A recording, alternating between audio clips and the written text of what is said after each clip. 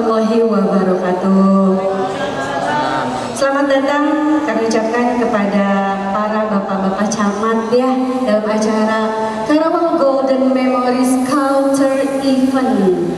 Nah, di sini itu nanti kita akan membahas terutama mengenai objek pariwisata Pak yang ada di masing-masing kecamatan di seluruh Kabupaten Karawang. Insya Allah sebentar lagi dalam perjalanan akan ada Pak Kabid Pariwisata kebetulan hadir ke sini, kita nanti tanya jawab.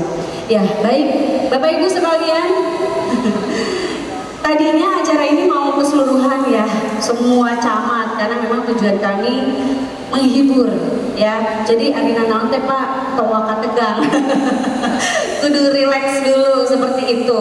Tapi berkat arahan dari Ibu Wiwi yang insya Allah juga hari ini hadir ya, kabar kata pemerintahan dibagi aja deh.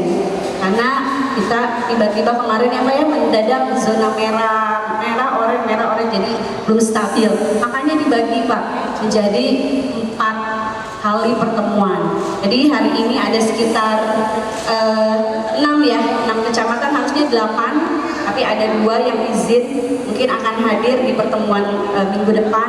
Nah nanti sampai 4 seperti itu. Ya alhamdulillah tadi kegiatan PKK-nya dari kecamatan Majalaya ada Pak. Bapak tepuk tangannya dong. Sangat semangat Pak ibu-ibu PKK-nya. Atuh Pak, sudah mah gratis ya Pak ya, dikasih hiburan, aku tadi dukung. Ini bukan hoax Bapak Ibu, acara ini kita selenggarakan tujuannya salah satu adalah ingin mengangkat sisi baik dari kecamatan apapun itu. Semuanya kita angkat di Kabupaten Karawang. Tepuk tangan untuk KGM TV. Ya, jadi nanti Bapak bisa sampaikan. Ada yang tanya administrasinya teh berapa? Tidak Pak, gratis. Insya Allah. Jadi mohon sekali dukungannya dari para bapak, ibu camat dan pembina. Ya, ini saya lihat tadi bapak-bapak, apakah ada masker ya? Kita coba sebuah lagu ya, lagu Titik Sandora dulu. Iya, Cinta apa Pak?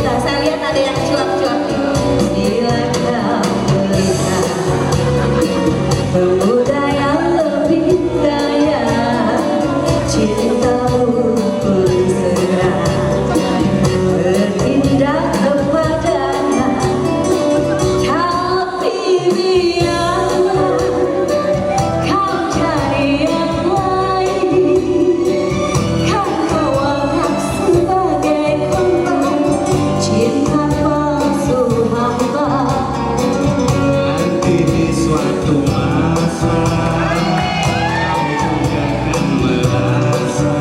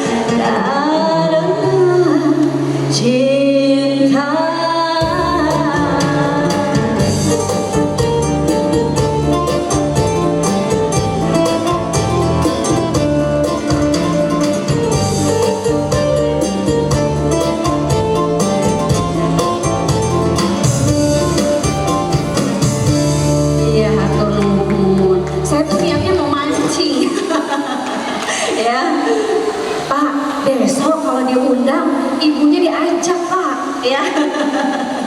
Biar heboh, ibunya, kemudian ibu-ibu PKK-nya suruh datang lagi. Tenang, diberi ongkos gitu. Iya Bapak, kami sangat memahami keadaan kita seperti sekarang ya Pak ya. Tapi kalau kita hanya mengeluh, ya memikirkan si COVID, mau jalan-jalan Pak, gitu ya, kita nggak akan maju-maju. Ya udahlah, inilah yang kita hadapi sekarang. Justru itu kita harus saling bantu, support, mendukung, bersinergi dalam hal apapun. Tentunya kami dari KGM TV, KGM Media Tama Indonesia sangat mendukung sekali program pemerintah, mendukung bahkan membantu program pemerintah Kabupaten Karawang. Selamat datang Bapak Kabid Pariwisata, Bapak Dede yang sudah berkenan. Baik, setelah ini kita akan tampilkan tayangan video. Ya, ini ada pemutaran video yang dilakukan oleh tim KGM TV ya Bapak ya, yang sudah kedatangan. Itu alhamdulillah profil-profil kecamatan.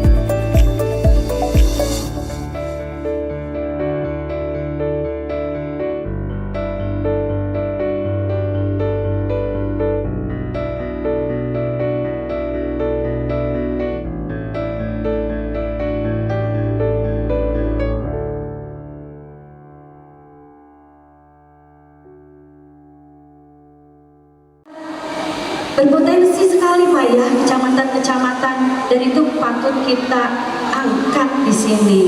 Ya, untuk diketahui dulu Pak, di Lemah Abang kami pernah syuting Pak. Di kafe apa tuh Pak yang bakso beranak itu loh, pas masuk itu. Kita pernah memperkenalkan Syekh Kuro. Kita pernah juga di Loji. Bukan gak mungkin ya nanti kita datang ke Jatisari apa ya? Ke Majalaya juga. Itu iya, karena aslinya memang kita sangat membantu program pemerintah di sini. Baik, Bapak Ibu sekalian, para pemirsa Kayak TV dimanapun Anda berada, kita lanjut kaca berikutnya. Iya, betulan ini sudah hadir, ada Bapak Kabid Pariwisata, ada Bapak Dede, nanti akan kita persilahkan. Tapi sebelumnya kita panggil dulu artis kita. Iya, ada Miss Cucu dengan lagunya Tembang Kenangan ya. Jadi kita memang tembang kenangan Pak, mau dangdut, Sunda, pop, tapi yang lawas. Nah itu identik kita seperti itu. Ya, selamat sore semuanya. Masih bersama KGM TV.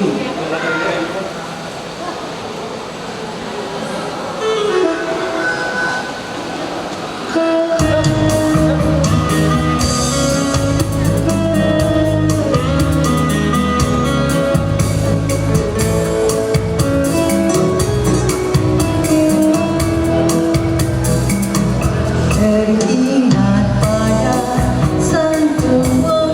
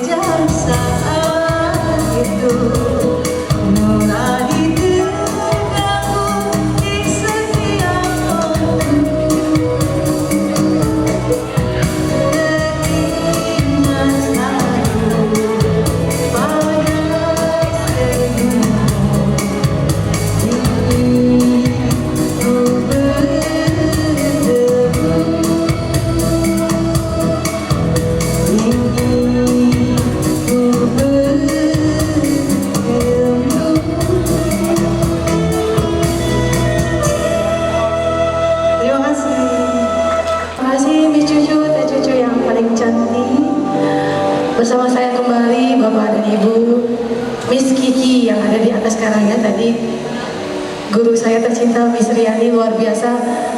Beliau lagi masih mengandung, sedang mengandung, tapi luar biasa nyanyinya, masih bersemangat Ibu ya. Kasih tepuk tangan juga dong buat Miss Riani dan Miss Cucu ya. Baik, setelah ini kita akan ada pemaparan dari Bapak Kabid Pariwisata, Bapak Dede Pramiadi, mengenai pariwisata di tengah COVID-19 ini. Baik, kepada Bapak kami persilahkan Pak untuk ke atas panggung.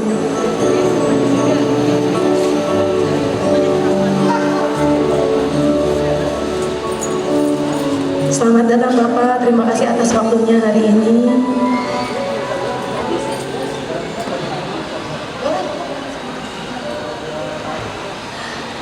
Baik, bersama di sini kita akan ditemani juga bersama Bapak Ade dari BUMDes Desa Sumberjaya.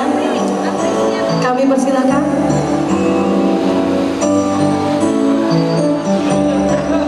Di sini kita akan berbicara mengangkat kembali pariwisata UKKM seni dan budaya di tengah pandemi COVID-19. Selamat datang juga kepada Bapak.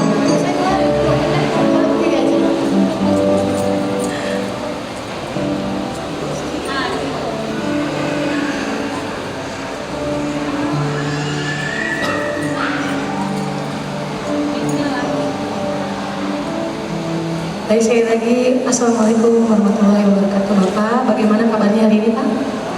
Alhamdulillah. Bapak dulu. Bapak Dede, bagaimana kabarnya hari ini Pak?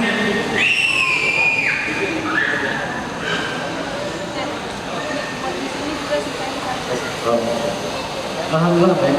Baik ya Pak ya. Tetap semangat ya Pak meskipun apapun yang sekarang kita hadapi gitu Pak. Bapak, bagaimana kabarnya Pak? Alhamdulillah baik. Baik ya. Ada lagi pikir? Iya. Pak, boleh saya bertanya ya untuk saat ini mengenai pariwisata di tengah pandemi ini, menurut Bapak seperti apa nih Pak? Baik. Khususnya pariwisata Kabupaten Karawang tentunya. Assalamualaikum warahmatullahi wabarakatuh. Sebelumnya izin bapak-bapak senior saya yang ada di depan. Izin buka masker Pak ya? Boleh Pak. Ini udah safety kok Pak.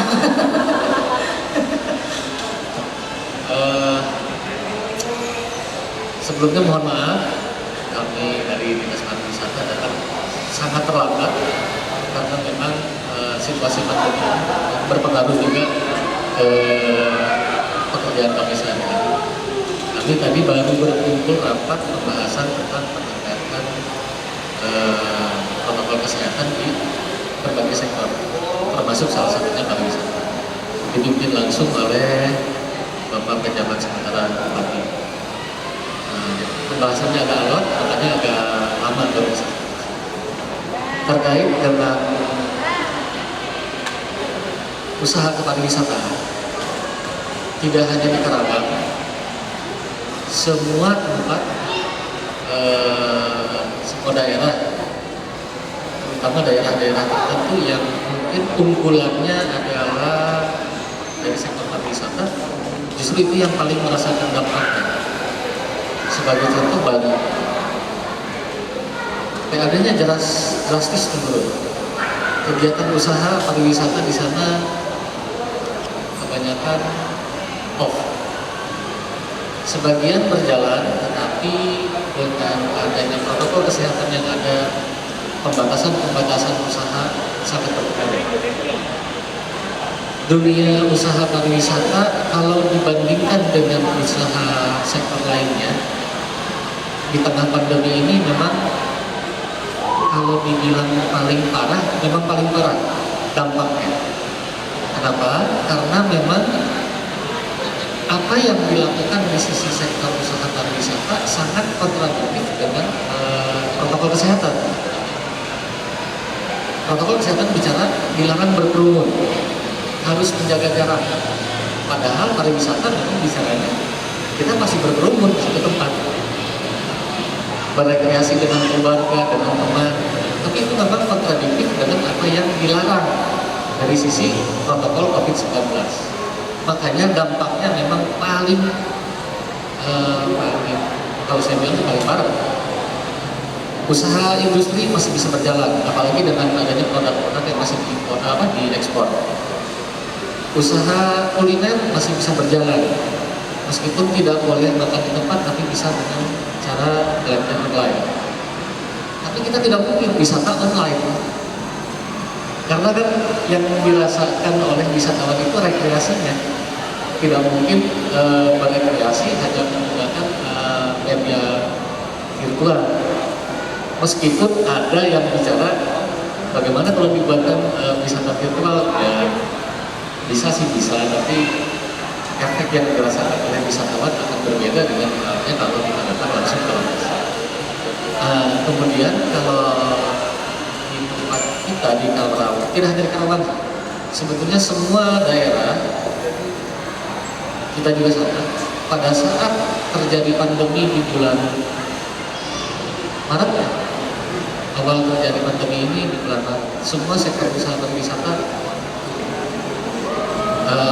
tempat wisata yang tutup kali, kalau untuk sektor usaha tempat wisata seperti hotel, restoran itu masih berjalan, masih ada pembatasan. Tapi tempat pariwisata tutup, tidak ada yang beroperasi. Bahkan pada saat kami lakukan monitoring selama PSBB, plat merah pun tidak boleh masuk. Saking ketatnya kami memberlakukan penutupan sementara kegiatan usaha pariwisata. Alhamdulillah pada bulan Juli kemarin Pergub 41 keluar sehingga semua usaha bisa berjalan meskipun dengan adanya pembatasan-pembatasan. Setelah Pergub keluar kita buka kembali, tapi dengan pengetatan penerapan protokol kesehatan di tempat wisata. Ini juga dari Jatinipala itu alhamdulillah beroperasi setelah Pergub keluar. Kalau Pergub sebelum keluar beliau ini memaksakan diri, masih kami datangkan protokol untuk menutup. Karena memang pada saat itu belum boleh beroperasi. Untungnya Pergub keluar, beliau ini buka. Yang kami lakukan dari dinas dalam hal ini pembinaan. Jadi para pengelola pariwisata selama pandemi itu kami berikan pengetahuan tentang regulasi-regulasi yang ada terkait dengan protokol kesehatan, terutama dari keputusan Menteri Kesehatan nomor 382 tahun 2020. Apa saja yang harus disiapkan, mulai dari peralatan, personilnya, sampai media-media himbauan yang harus disiapkan di tempat-tempat wisata agar pada saat mereka nanti membuka kembali usahanya, protokol kesehatan sudah disiapkan. Dan alhamdulillah tanpa ada anggaran apapun dari Dinas Pariwisata pada saat itu, seluruh tempat wisata yang ada di Kabupaten Karawang sudah menyiapkan ini, mulai dari termogan, media informasi, himbauan tentang protokol kesehatan, tempat cuci tangan, tanda jaga jarak, itu semua sudah disiapkan dengan swadaya oleh teman-teman para pengelola pariwisata. Dan kami sudah laksanakan juga monitoring selama bulan kemarin untuk memastikan apakah itu masih dilaksanakan atau tidak. Kalau ternyata ada yang terlena, misalkan terlupakan atau bagaimana, kita ingatkan. Karena kami tidak mau ada muncul klaster baru dari munculnya COVID-19 ini di sektor pariwisata. Sekarang tadi pada saat kami rapat di Pemda, terlihat klaster yang sangat tinggi ini sekarang dari sektor industri. Jadi dari sektor usaha kepariwisataan alhamdulillah masih nol, dan itu harus kita jaga bersama. Jadi kami mohon bantuan dari semua, dari Kementerian Usaha Pariwisata dan juga dari bapak-bapak senior di pemerintah kecamatan agar tetap mendorong dan mengingatkan teman-teman kita yang di tempat wisata. Jadi jangan sampai mereka lupa. Apalagi terlena gara-gara alhamdulillah tempat kita aman. Nah, jangan sampai terlena gara-gara situasi yang aman, akhirnya protokolnya longgar. Kalau sampai terjadi kelonggaran, yang kita khawatirkan tadi muncul klaster baru dari tempat wisata. Dan itu kita sangat tidak kita harapkan. Yang sudah kita rasakan kan selama Maret, April, Mei, Juni, Juli. Alhamdulillah Pak, PAD di Semarang 0. Kami tidak punya pendapatan asli daerah selama Maret, April, Mei, Juni, Juli. Karena memang tidak ada yang bukan. Tapi itu tidak menyurutkan semangat kami dan kami laksanakan. Sejak pandemi berjalan, kita tidak berhenti untuk mencari tahu apa sih yang harus disiapkan di tempat wisata. Tanpa ada anggaran, kami lari waktu itu dengan Pak, itu alhamdulillah Pak Pasi juga ikut hadir. Waktu itu kami lari ke Bandung, ke Kebun Perahu, ke beberapa objek wisata yang sudah buka pada saat kita belum buka. Kami lakukan studi banding tanpa menggunakan anggaran apapun. Alhamdulillah itu kita sudah bisa menerapkan inovasi meskipun dengan bukan standar. Kalau standar mutunya alhamdulillah bisa sama, tapi mungkin apa ya? Misalkan tempat cuci tangan, kita justru berinovasi dan berkreasi bagaimana caranya menyiapkan tempat cuci tangan yang sederhana tapi bermanfaat dan tidak terlalu membebankan pengelola wisata. Inovasinya banyak, ada yang menggunakan ember bekas, ada yang menggunakan galon-galon bekas. Tidak harus dengan menyediakan wastafel yang mahal. Kalau saya lihat di Cikole juga sama. Tidak ada yang menggunakan wastafel yang mahal, tapi memang kreasi dari pengelola pariwisata itu sangat diharapkan. Dan alhamdulillah sudah dilaksanakan. Saya lihat juga di Jatibala juga sama. Dan di sisi lain, izin Pak Ibu, kita juga ada, ini disebutkan di sini ada seni budaya. Sama Pak, itu juga sangat kontradiksi dengan protokol kesehatan. Yang mana nih Pak? Seni budaya. Dunia wedding Pak? Ya, teman-teman pelaku seni itu kan kegiatannya memang selalu Di atas panggung. berkerumun, tengah-tengah banyak masa. Kan ini jaga jarak Pak, jaga jarak kegiatan. Solusinya memang seperti ini. Coba memang pasti apa yang dirasakan oleh pelaku seninya akan berbeda. Berbeda halnya pada saat situasi normal. Tepuk tangan sangat riuh, pengunjung fokus pandangan ramai. Di saat seperti ini pasti berbeda perasaan dari teman-teman pelaku seni. Itu berdampak juga ke kegiatan usaha mereka. Dulu di saat normal, undangan hajatan, pagelaran seni di mana, acara Pemda menggelar atraksi budaya apa, dari instansi swasta juga terus ada sering. Tapi begitu COVID ya terhenti. Tapi dengan adanya kemarin sekali lagi semua sudah bisa berjalan, tetapi tetap ada pembatasan. Jadi mungkin itu yang bisa saya berikan gambaran. Pada intinya COVID-19 memang harus kita hadapi. Dan ini bukan murni ujung tombaknya ada di pemerintah. Tapi memang perlu upaya dan usaha bersama. Baik itu dari pemerintah, pelaku usaha, dan juga masyarakat. Jadi seluruh stakeholder yang ada di daerah kita harus berperan sama-sama dalam rangka memerangi COVID-19 ini supaya tidak terus-terusan angkanya bertambah.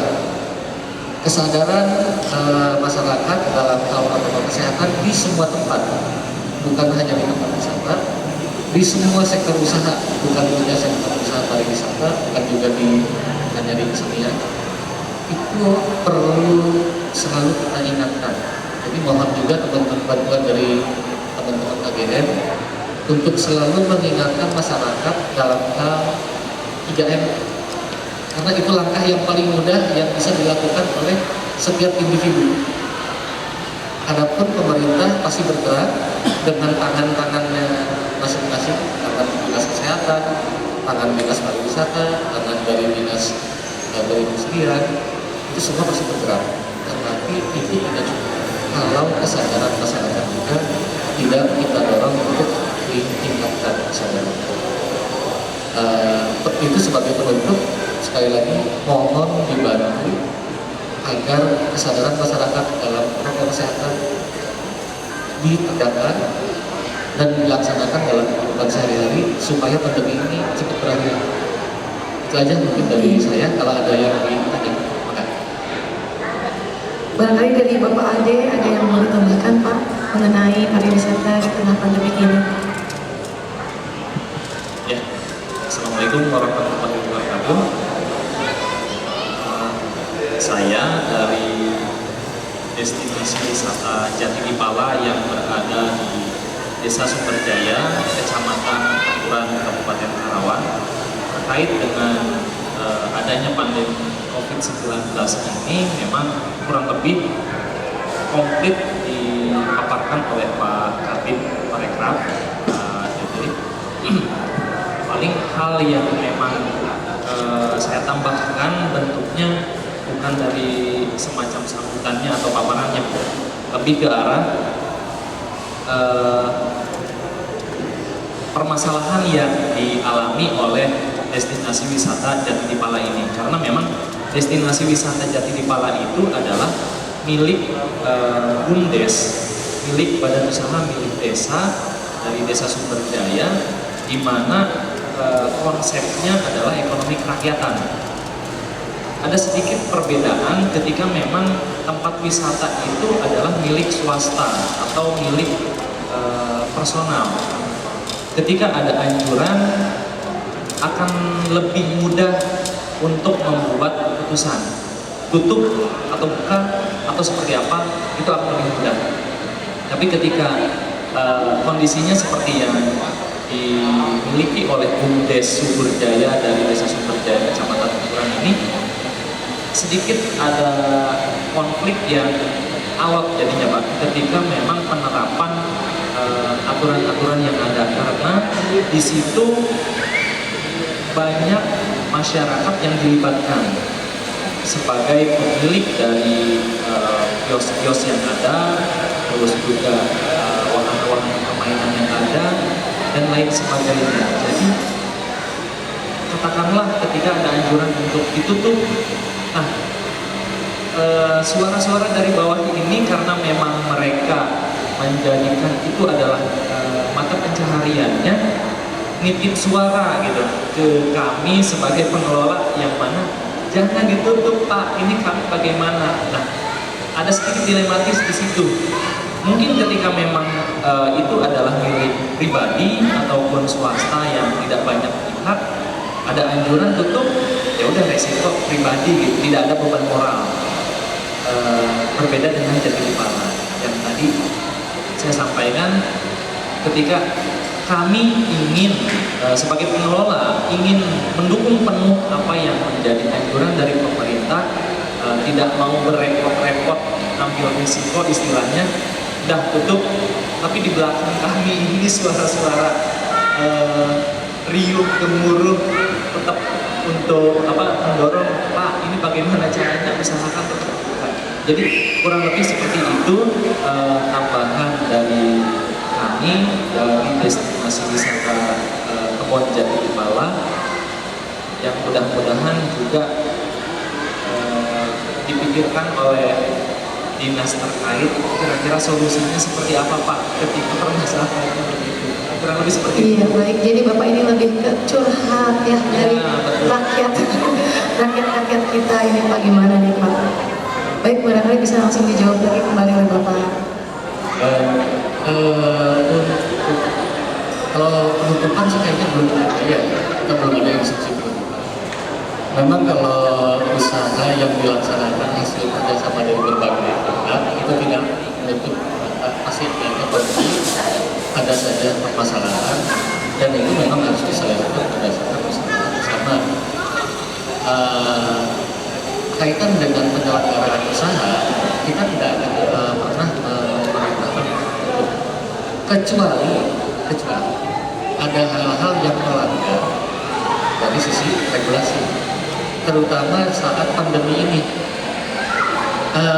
Oh iya, mohon maaf, perlu kami informasikan, pemerintah Kabupaten Karawang sudah mengeluarkan peraturan Bupati nomor 63 yang terakhir diubah dengan peraturan Bupati nomor 65 tahun 2020 tentang pengenaan sanksi bagi pelanggar protokol kesehatan. Dan itu diberlakukan untuk seluruh komponen masyarakat, baik itu individu maupun pelaku usaha. Nah, apabila tempat wisata kita nih ada yang melanggar aturan itu, ada sanksinya, tapi sanksinya tidak langsung penutupan, sanksinya juga berjenjang. Mungkin teguran pertama dulu, kalau ditegur masih belum mau melaksanakan protokol kesehatan, kita tegur kedua tidak mau dilaksanakan juga, penutupan sementara operasional. Kalau masih bandel juga, baru kita tutup sepenuhnya. Dan itu saya yakin tidak akan sampai ke sana lah. Saya yakin teman-teman pelaku usaha dimanapun, tidak hanya di Malang, pada saat ditegur oleh pemerintah karena adanya hal-hal yang dinilai melanggar, saya yakin akan memperbaiki diri. Dan itu perlu disadari oleh seluruh stakeholder yang ada di lokasi. Nah, jadi kalau misalkan sudah disampaikan bahwa ini ada yang kurang, perlu dilengkapi masalah protokol kesehatan, siapkan bersama-sama. Tapi kalau misalkan sudah diingatkan masih belum melaksanakan juga pada saat monitoring kedua kalinya, ya sanksi berikutnya yang akan turun. Kalau misalkan sudah disiapkan, sanksi pertama pasti dicapai. Jadi berjenjang sampai penutupan itu tahapannya tidak langsung sekaligus. Begitu juga di sektor usaha yang lain seperti halnya di kawasan industri, sektor perhotelan dan yang lain juga sama. Jadi mulai diterbitkannya Pergub kemarin nomor 65 itu oleh Bapak PJS Bupati yang baru, sanksinya dikenakan secara berjenjang. Dalam rangka apa? Dalam rangka sebetulnya bukan mengejar yang salah harus dihukum, bukan itu, tapi untuk meningkatkan kesadaran, meningkatkan kesadaran seluruh komponen masyarakat dalam hal penanganan pencegahan penularan COVID-19. Kalau dari sisi yang lain, mungkin dari sektor usaha pariwisata ini masih banyak tempat-tempat pariwisata yang dikelola secara tradisional, tata kelolanya yang masih perlu kita perbaiki lagi, itu banyak, dan itu memang perlu diskusi agak panjang. Kami memang lagi sedang mencoba menelusuri kembali banyak sekali objek-objek wisata yang ada di Kabupaten Karawang ini. Dari sisi tata kelolanya masih sangat-sangat sederhana, tradisional, konvensional, sehingga saya lihat pola pengembangannya tidak jelas. Banyak contoh kasus yang sebelum-sebelumnya mungkin kita pernah dengar namanya jembatan Eceng, malahan mungkin teman-teman yang masih ABG sih pernah mungkin ada yang selfie di sana. Saya enggak. Di sana sebetulnya potensinya sangat menarik. Cuma saya tata kelolanya tidak dijalani dengan baik. Padahal potensinya sangat bagus, potensi sumber dayanya bagus, akses juga sudah baik. Karena dalam dunia usaha pariwisata ada beberapa hal yang harus dipenuhi dulu dalam rangka penunjang penyelenggaraan usaha pariwisata. Contohnya akses. Kalau aksesnya jelek, wisatawan malas untuk datang. Tapi kalau aksesnya bagus, seperti alhamdulillah nih teman-teman Jatinegara, jalannya sudah dicor sampai ke depan lokasi. Saya yakin masyarakat sekitar tidak akan merasa malas untuk main ke sana. Selain akses, atraksi, ada atraksi apa di sana? Kalau hanya hutan doang tanpa ada atraksi wahana wisata yang menarik juga akan membosankan. Contohnya yang saya sebutkan di Jembatan Eceng, yang ada di sana hanya tempat selfie, tapi tidak dikembangkan untuk wahana atraksi ini. Kalau kita berpikirnya lebih kreatif lagi, wahana atraksi pariwisata itu banyak dan bisa disesuaikan dengan potensi yang ada di lokasi. Karena potensinya berbeda-beda. Di pantai, di hutan jati, di tempat eceng tadi, di gunung, itu semua potensinya berbeda. Dan itu perlu kreativitas dari pengelolanya. Pemerintah tinggal mendorong apa yang bisa kita bantu, misalkan infrastruktur atau sarana penunjang, misalnya Pak perlu musola, Pak perlu tempat sampah, alhamdulillah kemarin ya. Pak perlu sound system, udah juga sound system. Apapun bisa kita bantu dari pemerintah, tapi memang tidak sampai masuk ke ranah teknis. Ranah teknisnya seperti tadi, atraksi apa nih yang bisa kita kembangkan di tempat wisata? Ini dari sisi atraksi. Banyak lagi hal yang lain yang perlu disiapkan oleh pengelola pariwisata. Saya juga baru bisa bicara begini gara-gara duduk jadi kapita.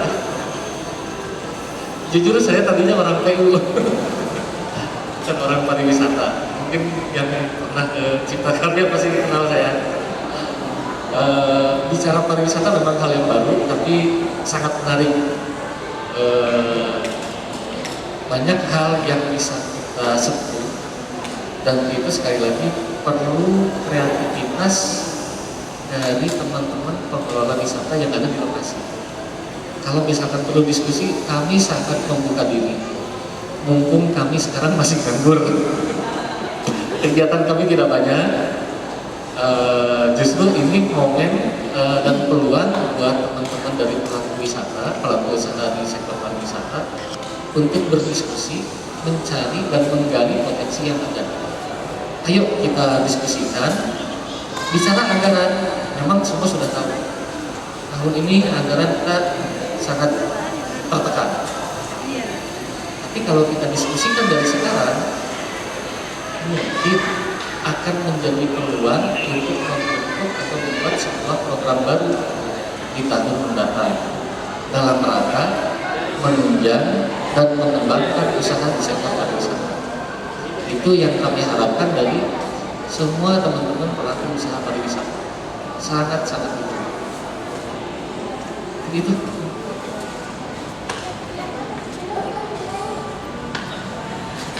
Baik, terima kasih Bapak atas penjelasannya untuk pariwisata di tengah pandemi. Ya, mudah-mudahan kita selalu semangat terus ya Pak ya. Karena saya juga kebetulan guru mengajar juga Pak. Semoga cepat berlalu ya baik.